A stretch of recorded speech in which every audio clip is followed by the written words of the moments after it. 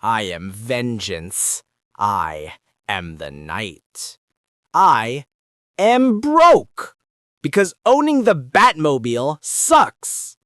Every time I hit the ignition, I hear the roar of justice and my bank account screaming. Forget gadgets, I need a second mortgage just for the maintenance. Tires shredded, rocket launchers jammed. You try explaining that to the warranty department. Commissioner Gordon loves it, but the DMV? Not so much. They tell me the Batmobile is not road compliant. Apparently, flamethrowers don't count as headlights. And don't even get me started on stealth.